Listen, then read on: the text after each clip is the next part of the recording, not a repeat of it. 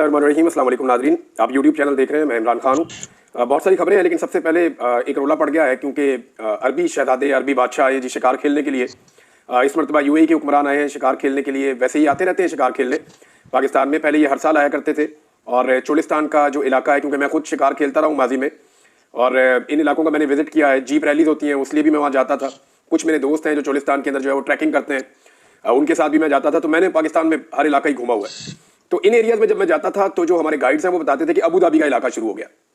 तो मुझे शुरू में अजीब लगता था। वो कहते थे अब यूएई का इलाका शुरू हो गया। फिर वो बताते थे यहाँ पे फला मुल्क का इलाका शुरू हो गया, फला एरिया के जो हुक्मरान है उनका ये एरिया है। तो मामला ये ऐसे है कि चोलिस्तान के अंदर बहुत बड़े बड़े यानी सैकड़ों किलोमीटर का जो रकबा है वो जब शुरू होता है तो ये जनाब अबू धाबी वालों का है। और वहाँ पे थ्रू आउट द ईयर सारा साल उनकी सिक्योरिटी रहती है, उनके लोग रहते हैं, उनकी गाड़ियाँ रहती हैं। वो उन इलाकों को महफूज रखते हैं अपने हुक्मरानों के लिए। इसी तरह जो अगला एरिया है वो अबू धाबी का आ जाएगा। फिर एक और एरिया जो है वो शारजा वालों का आ जाएगा, किसी और का आ जाएगा, कुवैत वाले उनका भी है। तो वो जितने शहजादे या बादशाह हैं, जो ताकतवर लोग हैं, उन्होंने पाकिस्तान की एस्टेब्लिशमेंट के साथ एक ताल्लुक रखा हुआ है। और उसकी बुनियाद के ऊपर एक खामोश एग्रीमेंट है कि ये एरियाज हमारे, और वहाँ पे वो अपनी सिक्योरिटी और अपना पूरा निजाम रखते हैं। उनकी वर्कशॉप्स वहाँ पे होती हैं, उनकी गाड़ियाँ वहाँ पे होती हैं, उनका एक बजट है जो हर साल वो भेजते हैं और वहाँ पे वो प्रोटेक्शन करते हैं। ना सिर्फ अपनी शिकारगाह की, बल्कि वहाँ पे जो शिकार मौजूद है उसकी भी वो प्रोटेक्शन करते हैं, ताकि मैक्सिमम जानवर ज़्यादा हो जाएं। जब शहजादे या उनकी फैमिलीज या बादशाह वो शिकार खेलने के लिए आए तो उनकी शिकारगाह महफूज हो। ये शिकारगाह सिर्फ पंजाब में नहीं है, ये सिंध में भी है। और ये शिकारगाह जो है वो बलूचिस्तान में भी 2-3 शिकारगाहें बड़ी मशहूर है। योब से आगे एक शिकारगाह मैंने अफगानिस्तान बॉर्डर के करीब देखी थी, मेरे ज़हन से उसका नाम निकल गया। वो तिलोर के लिए दुनिया की बेहतरीन शिकारगाहों में से एक है, बहुत बड़ी शिकारगाह है वो भी। तो इस तरह जो है ये पहले हर साल आते थे खेलने के लिए, लेकिन फिर इनके पास बहुत ज़्यादा पैसा आ गया, ये बहुत ज़्यादा कमर्शियल हो गए। पूरी दुनिया के लोग जो है वो अब अरब ममालिक में आना शुरू हो गए, यूरोपियंस आ रहे हैं, बाकी लोग आ रहे हैं। तो इनकी इंटरटेनमेंट के लिए जो है वो ज़राए भी बहुत ज़्यादा बढ़ गए। फिर कभी अब शिप्स पे निकल जाते हैं, यानी सर्दियाँ जब आती हैं तो फिर ये छुट्टियों पे निकलते हैं और नए साल में एंजॉय करते हैं।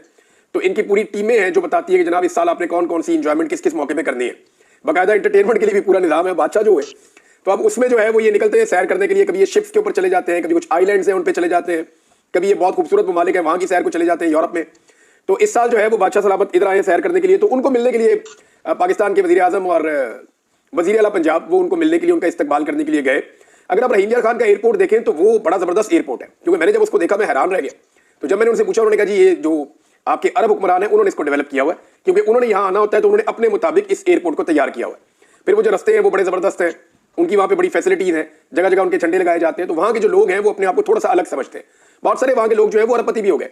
मरियम नवाज साहबा की एक रिश्तेदारी भी है रहीम यार खान से, जो बहुत फैसिलिटेट किया जिन्होंने अरब हुक्मरानों को वहाँ शिकार खेलने के लिए। उनमें एक शख्सियत है जिनसे मरियम नवाज साहबा ने अपनी एक बेटी भी उनके साथ, उनका शादी भी हुई है। तो ये इसलिए ज़्यादा बेहतर जानते हैं, सारे मुनीर साहब हैं। तो नाज़रीन ये जो मामला है यहाँ पे एक हाथ मिलाने का मामला ज़रा कंट्रोवर्शियल हो गया।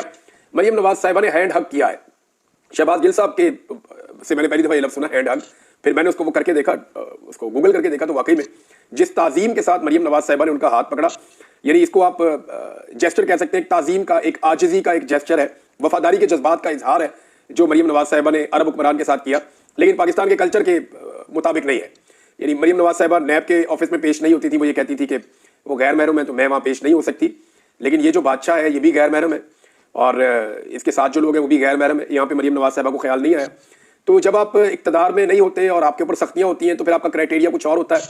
यानी हमारे सियासतदान भी कैसी अजीब चीज़ है, जब दिल करता है मजहब को एक हथियार बना लेते हैं, जब दिल करता है कल्चर के लिबादे के अंदर अपने आप को ओढ़ लेते हैं, जब दिल करता है महरम और नामहरम की बहस शुरू कर देते हैं, और जब दिल करता है पूरी तरह से लिबरल हो जाते हैं। ये बैरूपियाँ हैं एक्चुअली, ये जिस देश में जाते हैं वो भेस अपना लेते हैं।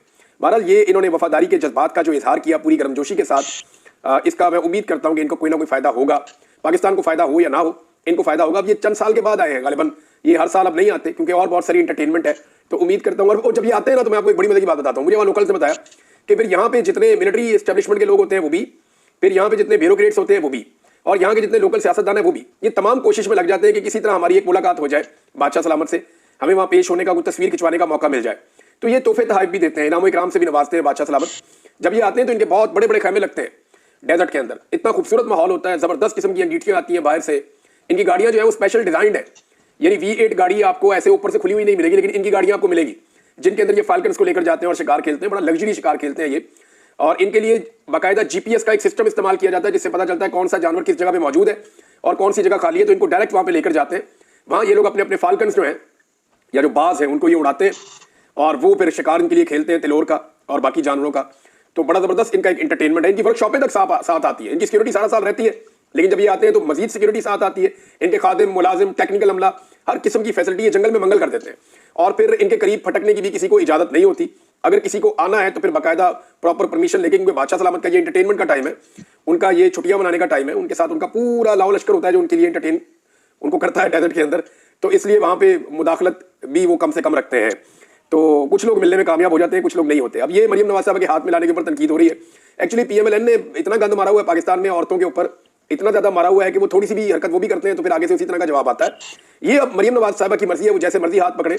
ये देखे, उनको एक इंडिपेंडेंस है, एक आज़ादी है उनको कि वो जिसका चाहे जैसे मर्जी हाथ पकड़े, लेकिन जो आपकी कल्चर है उसके साथ जो चीजें मुताबिकत नहीं रखती वो और लगती हैं। और पीएमएलएन का अपना मीडिया जो है वो इस पर डिफेंसिव है, वो परेशान है कि जनाब इसका अब क्या जवाब हम दें। पाकिस्तान तहरीक इंसाफ ने अभी तक उनको ग्रीन सिग्नल नहीं मिला कि आज उनकी मुलाकात होगी या नहीं होगी इमरान खान साहब से, लेकिन उनकी कमेटी इमरान खान साहब से मिलना चाहती है। और आज फैसला आना था अदालत का, लेकिन रात गए ये पता चल रहा है कि फैसला नहीं आएगा। और ये बात हमें पता चल रही है उन लोगों से जो एस्टेब्लिशमेंट की तरफ से खबरें देते हैं। हमें अदालत की तरफ से ये खबर अभी तक पता नहीं चली, और हो सकता है कि फैसला आ भी जाए अचानक, लेकिन अब ज्यादा इम्कान ये है कि फैसला नहीं आएगा, इसको मजीद डिले किया जाएगा। ऐसा लगता है कि फैसला भी अब मुज़ाकरात के साथ मशरूत हो गया, और शायद अदालती फैसला भी ये देखकर आएगा कि उसने आना क्या है, यानी इस तरफ जाना है या इस तरफ जाना है। मुज़ाकरात के नतीजे के ऊपर लगता है फैसला टिका हुआ है। पाकिस्तान भी एक अजीब ही मुल्क है। यहाँ पे जजेस ये सोचते हैं कि जनाब या उनको ये सोचवाया जाता है या उन्हें बेचारों को मजबूर किया जाता है। बड़ी मजबूर अदलिया है, चाहे वो सुप्रीम कोर्ट हो, चाहे वो हाई कोर्ट हो, चाहे वो लोअर कोर्ट्स हो। लेकिन यहाँ पे ऐसे जबरदस्त हीरोज भी हैं इसी अदलिया के अंदर, जिन्होंने तमाम दबाव और प्रेशर के बावजूद हक और सच के साथ खड़े होकर इंसाफ किया। और मेरी किस्मत बड़ी अच्छी है, यानी मैं अगर आपको ये कहूँ परसेंटेज में 80% में ऐसे जजेस के सामने पेश हुआ जिन्होंने मुझे मौके पर इंसाफ दिया, और वो 20% मुझे बड़ी मायूसी भी हुई कि सामने नजर आ रहा है कि ये चीज ऐसे नहीं ऐसे है, लेकिन जज साहब कमरे के अंदर जाते हैं और अंदर से फैसला लिखकर कुछ और भेज देते हैं, जिसके ऊपर पूरी अदालत मायूस हो जाती थी। अदालत में जितने लोग खड़े होते थे सारे मायूस हो जाते थे। तहरीक इंसाफ के लिए एक ऑप्शन है, और इसके ऊपर कुछ लोगों ने जिक्र भी किया है। मेरे पास डायरेक्ट इस हवाले से कोई खबर नहीं है, लेकिन ये खबरें गर्दिश कर रही है कि तहरीक इंसाफ एक दरखास्त देगी इमरान खान साहब की हिफाजत के लिए कि जनाब इमरान खान साहब को जो है कहीं और शिफ्ट किया जाए। लेकिन मुझे नहीं लगता कि ये होना चाहिए। अगर इमरान खान साहब ने इस सिस्टम के सामने ऐसे सरेंडर किया और उनकी पार्टी ने एक ऐसी दरखास्त कमजोर डाली, तो जितनी इमरान खान की स्ट्रगल है उसको कुछ हद तक धचका लगेगा। यानी नवाज शरीफ साहब डील करके बाहर आए, जरदारी साहब डील करके बाहर आए, बेनजीर पाकिस्तान वापस आई, डील करके आई। तो पाकिस्तान में सबने ही एस्टेब्लिशमेंट से हमेशा डील किए। अगर इमरान खान साहब एस्टेब्लिशमेंट से डील किए बगैर एक दबाव डालकर और अवामी ताकत से बाहर आ गए, तो ये पाकिस्तान का रिकॉर्ड टूट जाएगा। और पाकिस्तान को एक बार ये रिकॉर्ड तोड़ना पड़ेगा, चाहे वो नवाज शरीफ तोड़ देते, चाहे वो बेनजीर तोड़ देती, चाहे वो कोई और तोड़ देता, या चले अब इमरान खान तोड़ दे। लेकिन इस मिथ को एक मरतबा तोड़ना पड़ेगा कि पाकिस्तान में एस्टेब्लिशमेंट के बगैर भी अवामी ताकत से फैसले किए जा सकते हैं। अगर बंद कमरों में फैसले होने हैं तो फिर तो पाकिस्तान जहां खड़ा था आज से 2.5 साल पहले, पाकिस्तान खुदा न खास्ता वहीं खड़ा होगा। तो पाकिस्तान तहरीक इंसाफ को ऐसी किसी भी चीज से मुझे ऐसा लगता है गुरेज करना चाहिए। हामिद रजा काज़मी साहब ने एक दावा किया, उन्होंने कहा जी कि एक दबाव उन्होंने डालने की कोशिश की। उन्होंने कहा जी कि इमरान खान ने मुतालबात पूरे ना होने की सूरत में ये कह दिया है कि फिर मुज़ाकरात खत्म हो जाएंगे। देखिए, दबाव वो डालने की कोशिश करने मुतालबात है क्या जी? 2 मुतालबात है, सादे मुतालबात है। नून लीग कहती है मुतालबात लिख कर लाओ, पीटीआई कहती है जी हमने आपको बता दिया, सारी दुनिया को पता है यही मुतालबात है। एक इमरान खान ने यह कहा है कि आप 26 नवंबर और 9 मई के ऊपर जुडिशल कमीशन बना दें। दूसरा, इमरान खान ने यह कहा है कि जो बेगुनाह कैदी हैं, जो अंडर ट्रायल हैं, जिनको बेल्स मिल सकती हैं, अदालतों को दबाव डालना छोड़ दें और उनको आजाद किया जाए फौरी तौर पे। अब ये जो मामला है, इन दोनों को वो तहरीरी तौर पे मांगते हैं ताकि इसको कल को एनआरओ का रुख दिया जा सके। पाकिस्तान तहरीक इंसाफ कहती है जनाब यही है, ये 2 चीजें आप मान लें तो हम आगे बढ़ जाते हैं। अगर ये नहीं मानेंगे तो फिर इमरान खान साहब की पार्टी ने इस वक्त जो हिकमत अमली बनाई हुई है वो मैं आपको बता देता हूं कि आने वाले दिनों में वो एक लॉन्ग मार्च की तैयारी फिर से कर रहे हैं, और ये आपको मौसम बहार में लॉन्ग मार्च नजर आएगा। देखिए, जो मार्च का महीना शुरू होता है ना, यानी फरवरी की 20 तारीख के बाद से मौसम बदलना शुरू होता है, और 20 फरवरी के बाद से लेकर जो आपका मार्च का महीना आएगा पूरा, इसमें बिल्कुल एक बड़ा मुवाफिक मौसम होता है एहतजाज के लिए। पाकिस्तान में बड़ी बड़ी तरीके इन मौसमों में चलती रही हैं, तो फिर अप्रैल मई तक पूरा एक माहौल होता है। तो क्या इमरान खान साहब की पार्टी दोबारा एक लॉन्ग मार्च की तैयारी कर रही है? तो बिल्कुल कर रही है। और ये जो सर्दियों का एक अभी माहौल बना हुआ है जिसके अंदर कोई तहरीक नहीं चल सकती, तो इस माहौल में हुज्जत तमाम की जा रही है कि देखिए हम बैठे हैं जी मुज़ाकरात करने के लिए, हमारे सादे से मुतालबात हैं, वो मुतालबात आप मान रही हैं। अब एक क्लेम किया जियो ने, और इस पर उन्होंने नाम भी नहीं लिया कि किस बंदे ने उनको ये खबर दी। उन्होंने कहा जी कि पीटीआई कहती है जी इमरान खान को छोड़ दें, बस आप बस इमरान खान को आप छोड़ दें। एक तो इमरान खान को छोड़ने की औकात ही नहीं है इस हुकूमत के अंदर, ना इस हुकूमत ने इमरान खान को पकड़ा है। इमरान खान को तो एस्टेब्लिशमेंट ने पकड़ के अंदर किया हुआ है, और जाली केसों के अंदर वो सजा भुगत रहे हैं, या जाली केसों के अंदर वो जेल में मौजूद है। और एस्टेब्लिशमेंट खुद छोड़ना चाहे तो छोड़ भी नहीं पा रही, उन्हें कुछ गारंटीज चाहिए, वो गारंटीज इमरान खान साहब नहीं दे रहे। अब कुछ चीजें तो इमरान खान साहब मान सकते हैं, यानी वो ये कर सकते हैं कि एस्टेब्लिशमेंट के ऊपर जो सोशल मीडिया के ऊपर एक बम्बारमेंट हो रही है बहुत ज्यादा, उसकी बड़ी वजह यही है ना कि इमरान खान के साथ ज्यादती हो रही है। वो ज्यादती बंद हो जाएगी तो कुछ हद तक वो बच जाएंगे। लेकिन अब एस्टेब्लिशमेंट के हक में वापस नैरेटिव बन जाना ये मुझे मुमकिन दिखाई नहीं देता, क्योंकि पाकिस्तान बहुत बदल गया है। अगर इमरान खान साहब भी चाहेंगे कि एस्टेब्लिशमेंट का सियासी किरदार को जस्टिफाई कर सके फ्यूचर में, तो मुझे नहीं लगता कि इमरान खान साहब भी ये कर सकेंगे, क्योंकि लोगों की सोच बड़ी क्लियर हो गई है। हुकूमत को कुछ टाइम दिया है पाकिस्तान तहरीक इंसाफ ने। असद कैसर साहब कहते हैं कि मैंने टाइम देने के जाएं, जाके आप मुशावरत कर लें जहां पे आपने मुशावरत करनी है, क्योंकि नजम सेठी साहब ने कहा था कि हुकूमत घबराई हुई इसलिए है कि हुकूमत को समझ नहीं आ रही कि एस्टेब्लिशमेंट ने ये कर क्या दिया है, और ये मुकम्मल तौर पर एस्टेब्लिशमेंट ने हुकूमत को एतमाद में नहीं लिया, जिसकी वजह से हुकूमत घबराई हुई है। ये बात नजम सेठी साहब ने कही। तो असद कैसर साहब ने कहा हम इनको टाइम दे रहे हैं, जाके बात कर लें। अब हुकूमत एस्टेब्लिशमेंट को कितना मजबूर कर सकती है कि वो जूं की तूं सिचुएशन रहने दे, जबकि इंटरनेशनल प्रेशर जो बाइडन के जाने के बाद मजीद बढ़ता चला जाएगा। अभी जो बाइडन सिर्फ इलेक्शन हारा है, और जो बाइडन के इलेक्शन हारने के बाद नवंबर, दिसंबर और जनवरी के चंद दिनों में आपने देखा कि बाहर से कितना ज्यादा प्रेशर आया है। सिर्फ जो बाइडन इलेक्शन हारा है, अभी वो सदर है, और अगर जो बाइडन अपनी सीट से हट जाता है, और फिर लाजमी बात है नए सदर ने आना है, तो फिर इसका इंपैक्ट कितना ज्यादा और गहरा होगा, इसका अंदाजा भी आप लगा सकते हैं। तो एस्टेब्लिशमेंट को क्या मौजूदा हुकूमत दोबारा मजबूर कर सकती है? देखिए, हुकूमत को एस्टेब्लिशमेंट ने इतना कुछ दिया है कि अब ये कुछ उनसे मांग नहीं सकते। मिसाल के तौर पे इनके सारे केसेस खत्म कर दिए, इनके ऊपर पाबंदियां खत्म कर दी, इनको जेलों से निकालकर इनको एनआरओ दिया गया, तमाम कारोबारी मामलात इनके वापस सीधे किए गए जितने माली मामलात थे। जाली फार्म 47 पर इनको एक बार फिर हुकूमत दी गई, और एक मरतबा इनको इमरान खान की हुकूमत के बंदे तोड़ के जुल्म और जबर के साथ रजीम चेंज करके हुकूमत दिलवाई गई। फिर इनकी अपनी निगरान हुकूमतें बनाई गई ताकि जो चाहे जैसे चाहे ये करें। इलेक्शन कमीशन इनकी झोली में डाला गया, जाली इलेक्शन इनकी झोली में डाला गया। इनकी सबसे बड़ी मुखालिफ सियासी जमात जो पाकिस्तान में सबसे ज्यादा मकबूल थी, उसको एस्टेब्लिशमेंट ने पूरी ताकत से कुचला। यानी अब तो सारी जिंदगी एस्टेब्लिशमेंट इनको गोद में उठाकर नहीं रख सकती, अल्टीमेटली इनको अपने पांव पे खड़ा होना पड़ेगा। तो इस मरतबा एस्टेब्लिशमेंट का मामला यह कि उनका अपना सर्वाइवल है। देखिए, ये ऐसा कभी भी नहीं हुआ इससे पहले एस्टेब्लिशमेंट मुश्किलात में आई है, लेकिन इस मरतबा एस्टेब्लिशमेंट के लिए सर्वाइवल का मसला, क्योंकि एस्टेब्लिशमेंट का बयानिया पहली मरतबा इस मुल्क में बढ़ गया है। एस्टेब्लिशमेंट को पहली मरतबा बदतरीन शिकस्त हुई है, सियासत के मैदान में भी उनको शिकस्त हुई है। अवाम में उनकी मकबूलियत का जो बुत है वो पाश पाश हो गया है। एस्टेब्लिशमेंट की काबिलियत का पोल भी अवाम के सामने खुल गया है। अवाम से जो उनके प्यार का एक दावा था, वो दावा भी बह गया है। कारोबारी और माली मामला जो एस्टेब्लिशमेंट के हमेशा से छुपे हुए थे, आज तक कभी सामने नहीं आए, वो सारे के सारे मामला भी खुल गए हैं। तो एस्टेब्लिशमेंट के लिए अपने सर्वाइवल का मसला है। यानी ऐसा इससे पहले इतनी ज्यादा दफा नहीं हुआ। 3 दफा पहले एस्टेब्लिशमेंट या मिलिट्री एस्टेब्लिशमेंट मुश्किलात में आई है पाकिस्तान की तारीख में।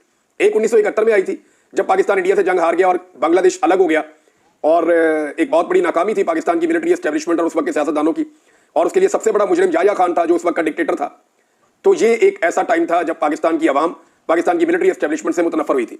दूसरी मरतबा जब जुल्फिकार अली भुट्टो साहब को फांसी दी गई थी, लेकिन उसका इतना इंपैक्ट बन नहीं पाया क्योंकि जुल्म और जबर बहुत किया गया था ज़िया-उल-हक की जानिब से। दूसरा, फौरी तौर पर ज़िया-उल-हक ने एक मजहबी कार्ड इस्तेमाल किया और मजहबी सियासी जमातों को साथ मिला के अफगान जंग और ये सारी चीजें छेड़ के तो वहां चीजें कंट्रोल कर दी थी। तो जुल्फिकार अली भुट्टो को फांसी दी गई। उस वक्त दूसरी मरतबा एस्टेब्लिशमेंट से लोग नफरत कर रहे थे। तीसरी मरतबा परवेज मुशर्रफ के दौर में एक ऐसा वक्त आया जब तहरीक खड़ी हो गई। तो मुझे अच्छी तरह याद है कि ये जो फौजी अफसरान थे, ये यूनिफॉर्म के अंदर बाहर नहीं आते थे। ये बाकायदा कहा करते थे निजी महफिलों में कि हमें ऑर्डर दें कि आप यूनिफॉर्म के अंदर बाहर ना फिरें। दहशतगर्दी के मामला भी थे और सियासी तौर पर वो इतने मकबूल भी नहीं रहे थे। लिहाजा ये 3 मरतबा ऐसा हुआ था। लेकिन इस मरतबा जो हुआ है रजीम चेंज ऑपरेशन के बाद, चौथी मरतबा एस्टेब्लिशमेंट की मकबूलियत कम हुई है, तो ये बहुत कम हो गई है। वजह यह है कि इस मरतबा उसकी शिद्दत बहुत ज्यादा है, क्योंकि 4 नई चीजों से इनका पाला पड़ा है। पहली मरतबा, नंबर 1, सोशल मीडिया। पहली मरतबा एस्टेब्लिशमेंट को इसका सामना करना पड़ा और उन्हें अंदाजा हुआ कि सोशल मीडिया का वो मुकाबला नहीं कर पाते, लिहाजा उन्होंने सोशल मीडिया पे पाबंदियां और इंटरनेट की बंदी शुरू कर दी और अपना सोशल मीडिया भी बंद कर दिया। यानी आईएसपीआर का जो डीजी है उसका सोशल मीडिया बहुत तगड़ा होता है, ट्विटर के ऊपर जो उसका अकाउंट होता है, लेकिन वो एक भी ट्वीट नहीं कर पा रहा है, क्योंकि जितने ट्वीट वो करते हैं उसके नीचे जो आवाम फिर जुमले लिखती है, तो उन्होंने पहले उसको बंद कर दिया। नंबर 2 जो सामना करना पड़ा सोशल मीडिया के बाद, वो ओवरसीज पाकिस्तानियों का। पहली मरतबा ओवरसीज पाकिस्तानी भी पाकिस्तानी एस्टेब्लिशमेंट के खिलाफ हो गए, वो कभी भी ऐसे नहीं हुआ था। लेकिन अब ओवरसीज पाकिस्तानी खुलकर साथ दे रहे हैं इमरान खान का पाकिस्तानी एस्टेब्लिशमेंट के मुकाबले में। नंबर 3 जो पाकिस्तान की मिडिल क्लास है, जो अपने आप को सियासत से बाहर रखती थी और वो हमेशा एस्टेब्लिशमेंट को पाकिस्तान का सेवियर समझती थी, वो भी एस्टेब्लिशमेंट के खिलाफ हो गई। तो मिडिल क्लास को पहली मरतबा इमरान खान साहब सियासत में लेकर आए और वो इमरान खान के साथ इतनी ताकत से खड़ी हुई कि उन्होंने एस्टेब्लिशमेंट को खैराबाद कह दिया। नंबर 4 पंजाब और खैबर पख्तूनख्वा के जो शहरी इलाके हैं, ये एस्टेब्लिशमेंट का एक तगड़ा गढ़ हुआ करता था, जैसे पीपल्स पार्टी का लाड़काना है, जैसे एक दौर में नून लीग का लाहौर गढ़ था। इसी तरह जो पंजाब पूरा है या सिंध के शहरी इलाके या खैबर पख्तूनख्वा के जो मेन सेटल्ड एरिया हैं, ये सारे पाकिस्तान की एस्टेब्लिशमेंट का गढ़ हुआ करते थे। लेकिन इमरान खान साहब ने एस्टेब्लिशमेंट से उनके ये गढ़ जो हैं वो छीन लिए। अब मेरे सुनने वाले बहुत सारे लोग जो है ना, वो इस बात से शायद इख्तलाफ करें, नाराज भी, उनको बुरा भी लगे, लेकिन मेरे ख्याल में अगर आज सारी अच्छी जमातें मिलकर, ईमानदार या करप्ट लीडरशिप मिलकर, मुहिब्बे वतन या सारे गद्दार मिलकर, सारी जमातें और क़यादत मिलकर सिर्फ फौज को सियासत से और दीगर कारोबारों से अलग कर देना, तो अगले 10 से 20 साल के अंदर मैं आपको गारंटी करता हूं कि यह मुल्क रहने के लिए एक बेहतरीन जगह बन जाएगा। ये सारे चाहे चोर हैं, चाहे डाकू हैं, चाहे गद्दार हैं, ये जितने सियासतदान है, जैसे भी हैं, गंदे हैं, अच्छे हैं, करप्ट हैं, बेईमान है, कुछ भी है, ये सारे इकट्ठे होकर बैठ जाए और बैठकर एक मरतबा पाकिस्तान की फौज को पाकिस्तान के सियासी मामलात से और पाकिस्तान के कारोबारी मामलात से, सिर्फ दिफाई मामलात में इनकी इंटरफेरेंस रखें, बाकी सारी चीजों से आप अलग करके देखें। 10 से 20 साल में गारंटी करता हूं कि ये मुल्क रहने की बेहतरीन जगह बन जाएगा। ये इस खित्ते का बेहतरीन मुल्क होगा। इसमें इतना पोटेंशियल है, क्योंकि फिर फैसले जो है वो अवाम के और मुल्क के मफाद में होंगे ना, इदारों के या किसी के जाती मफाद के अंदर नहीं होंगे, जो आज तक हम भुगतते रहे हैं। अच्छा जी, एक चीज और है कि पाकिस्तान तहरीक इंसाफ जो बाइडन के जाने के बाद मुजाहिरों की एक हिकमत अमली बना रही है, और जो लॉन्ग मार्च होगा वो पहले से बहुत तगड़ा और बहुत बड़ा होगा। अब हुकूमत के बाद और एस्टेब्लिशमेंट के बाद ये रास्ता है कि जल्द अज जल्द इमरान खान को बाहर निकाले, और वो जो एक बड़ी तहरीक अगर इमरान खान साहब बनाना चाहते हैं उसको किसी तरह इस मौसम बहार में पोस्टपोन कर दे, या किसी तरह उससे जान छुड़ा ले, या उससे बच जाए किसी तरह। लेकिन ऐसा होता हुआ दिखाई नहीं दे रहा, क्योंकि हुकूमत की नीयत कुछ और है, एस्टेब्लिशमेंट की नीयत कुछ और है, और इमरान खान साहब की फिलहाल बाहर आने की कोई नीयत दिखाई नहीं दे रही। इमरान खान साहब को डील का ताना दे रहे हैं नाज़रीन, लेकिन चंद हकायक मैं आपके सामने रखूंगा।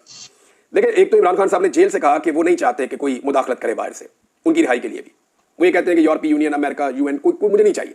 मैं सिर्फ ये चाहता हूं कि वो न्यूट्रल हो जाए, हमारे अंदरूनी मामलात के अंदर मुदाखलत ना करें। इमरान खान साहब का मौक़िफ़ वही है जो पहले था, जो अब है। यानी अगर आप देखें, इमरान खान जिसके ऊपर आप डील का इल्जाम लगा रहे हैं, क्या ये वही आदमी नहीं है जिसने अक़वाम मुत्तहिदा में खड़े होकर इस्लामोफोबिया के खिलाफ, नामूस रसालत के हक में, इसराइल के मज़ालिम के खिलाफ सबसे जोरदार तरीके से आवाज़ उठाई थी, जिसने खुलकर कहा था कि वो कभी भी इसराइल को तस्लीम नहीं करेगा जब तक कि फ़लस्तीनियों को उनका हक नहीं मिल जाता, जिसने हुकूमत में रहते हुए एब्सोल्युटली नॉट अमेरिका को कहा था, बहुत ताकतवर मुल्क है, जिसने ट्रंप जब सदर था अमेरिका का, उस वक्त ट्रंप ने जब पाकिस्तान के खिलाफ को ट्वीट्स किए थे तो इसने बतौर वजीर आजम डोनाल्ड ट्रंप को टकाकर जवाब दिया था, और जब ये वजीर आजम नहीं था इसने तब भी डोनाल्ड ट्रंप को टकाकर जवाब दिया था। और आज की हुकूमत सिर्फ एक नामजद वजीर है, सिर्फ एक नामजद आदमी है, डोनाल्ड ट्रंप का खसूसी नुमाइंदा रिचर्ड ग्रेनल, उसको जवाब नहीं दे पा रही आज की हुकूमत। आप इमरान खान को कह रहे हैं कि वो डील करेगा या वो अमेरिका से मदद मांगेगा, जिसने डोनाल्ड ट्रंप को उस वक्त जवाब दिया जब डोनाल्ड ट्रंप सदर था, और ये आज उसके एक वजीर को जो भी बना भी नहीं है, ये हुकूमत उसको जवाब नहीं दे पा रही। ये वो आदमी है जिसने यूरोपीय यूनियन को कहा था कि हम गुलाम नहीं है, या हम कोई गुलाम है। ऐसी बात खुलकर कहना ये इमरान खान के बस की बात थी और कोई कर नहीं पाया। ये इमरान खान है जिसको आप डील का या किसी चीज का ताना दे सकते हैं, कैसे दे सकते हैं? उसके दौर में एक भी ड्रोन हमला नहीं हुआ, क्या फर्क पड़ा था? जरदारी के दौर में धड़ाधड़ ड्रोन हमले, मुशर्रफ के दौर में धड़ाधड़ ड्रोन हमले, नवाज शरीफ के दौर में धड़ाधड़ ड्रोन हमले। एक आदमी चेंज हुआ, वजीर आजम पाकिस्तान का इमरान खान बन गया, एक भी ड्रोन हमला नहीं हुआ। क्यों नहीं हुआ? क्यों नहीं हुआ? क्या अमेरिका डर गया था उससे? भाई बात यह है कि उस आदमी ने कहा नहीं, मैं ड्रोन हमले होने दूंगा पाकिस्तान में, मेरे साथ बात करो। तो ये इमरान खान है, वो नहीं चाहता कि मुझे बैरूनी मदद चाहिए, हाँ, लेकिन उसके ओवरसीज पाकिस्तानी जो आज उसके साथ खड़े हैं, उनका ये हक है कि रोला डाले जिस मुल्क में वो रहते हैं। वो इंसानी हकूक को लेकर रोला डाल रहे हैं, वो बता रहे हैं कि उसके साथ जुल्म और ज्यादती हो रही है, और दिस इज डेमोक्रेसी, यही तो जमहूरियत है। वो उन मुल्कों के अंदर खड़े होकर रोला डाल रहे हैं, पाकिस्तान में आगे उनको रोला डालने की इजाजत नहीं है। वो यहाँ पे आगे सियासत में वोट भी नहीं डाल सकते, या उनको वहां पे वोट डालने का हक भी नहीं मिलता। यहाँ पे उनको आना पड़ता है, जब यहाँ पे आते हैं एयरपोर्टों पे उनको तंग किया जाता है। यहाँ पे आजादी इज़हार राय है नहीं, तो जिन मुल्कों में वो हैं वहां पे वो अपनी आजादी इज़हार राय इस्तेमाल कर रहे हैं, और वो ये कह रहे हैं कि पाकिस्तान में जुल्म और ज्यादती और जबर हो रहा है और दुनिया को उसके लिए आवाज उठानी चाहिए। तो इसमें गलत क्या है? क्या ओवरसीज पाकिस्तानियों से उनकी सियासत का हक छीन लिया जाए? वो अपना काम कर रहे हैं, इमरान खान अपना काम कर रहा है। आप सवाल तब उठा सकते हैं कि जब इमरान खान अमेरिका से दरखास्त करे कि अमेरिका मुदाखलत करके मुझे जेल से निकाल ले। उसने तो एक मरतबा भी ऐसा नहीं कहा। लिहाजा जो लोग ये कह रहे हैं ना, वो या तो बैलेंस करना चाहते हैं चीजों को, या वो एक नया बयानिया बनाना चाहते हैं। तो बयानिया इस तरह बनता नहीं है, ना बनेगा। उसके लिए प्लेटलेस गिराने पड़ते हैं, उसके लिए कतरी खत लाना पड़ता है, उसके लिए और बहुत सारा कुछ करना पड़ता है, जो इमरान खान फिलहाल नहीं कर रहा।